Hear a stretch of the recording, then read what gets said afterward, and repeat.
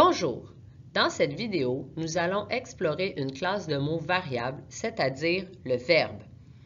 Normalement, à la fin de la vidéo et des exercices, tu seras en mesure de reconnaître et de bien utiliser les verbes en effectuant les manipulations syntaxiques efficaces. Bonne écoute!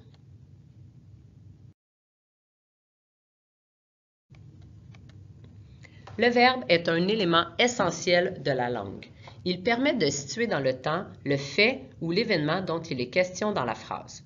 Le verbe est une classe de mots variables car il se conjugue selon différentes catégories grammaticales. Il se conjugue selon le mode, c'est-à-dire soit l'indicatif, le subjonctif, l'impératif, l'infinitif ou le participe.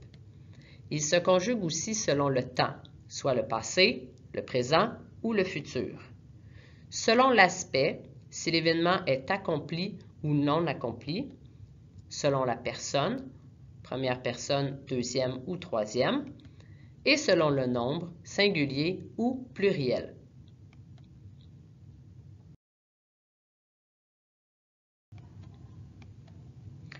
Sauf quelques exceptions, la forme écrite d'un verbe est décomposable en plusieurs éléments que nous analyserons dans cette diapositive.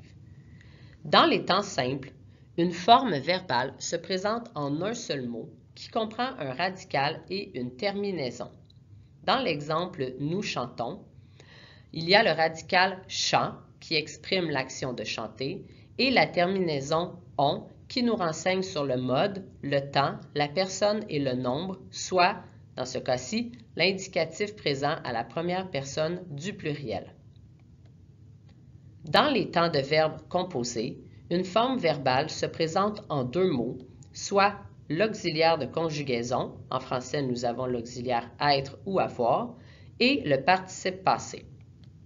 Dans l'exemple « nous avons chanté », cela comprend l'auxiliaire avons qui désigne l'indicatif présent à la première personne du pluriel du verbe avoir et le participe passé chanter qui est formé de la terminaison et du radical chant qui désigne l'action accomplie de chanter.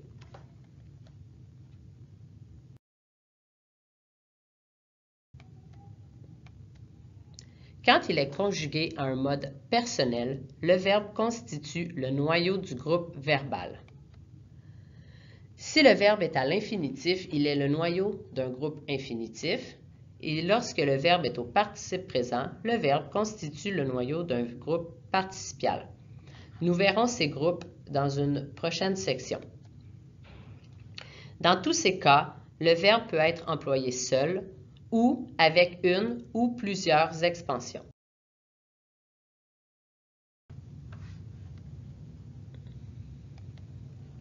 Pour t'assurer qu'un verbe est bel et bien un verbe, tu peux effectuer un encadrement par la locution adverbiale « ne pas » ou « pas ».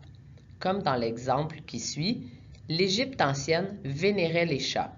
Pour m'assurer que le mot « vénérait » est bel et bien un verbe, je l'encadre par « ne pas » et cela donne « l'Égypte ancienne ne vénérait pas les chats ». Il est à noter que lorsqu'un verbe est à l'infinitif, on doit mettre le « ne pas » devant le verbe.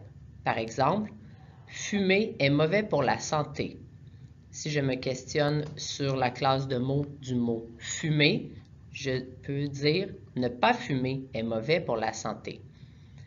Et lorsqu'un verbe est conjugué à un temps composé, on encadre seulement l'auxiliaire par « ne pas ». Par exemple, dans la phrase « J'ai mangé une pomme », je peux dire « Je n'ai pas mangé une pomme ». Tu peux aussi utiliser le remplacement par un autre verbe. Comme dans l'exemple « Nous chantons une chanson d'amour », je peux remplacer le verbe « chanter » par le verbe « manger », ce qui donne « Nous mangeons une chanson d'amour ». Même si cette phrase est loufoque, elle est quand même syntaxique, donc je m'assure que chanter était bel et bien un verbe. Finalement, souviens-toi qu'un verbe est essentiel pour qu'une phrase soit syntaxique. Ainsi, l'effacement du verbe est impossible.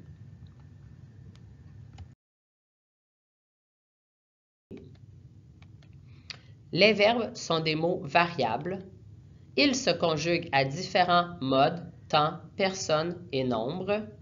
Ils sont toujours le noyau d'un groupe du verbe, groupe infinitif ou groupe participial. On peut les remplacer par un autre verbe. On ne peut pas les effacer. Merci.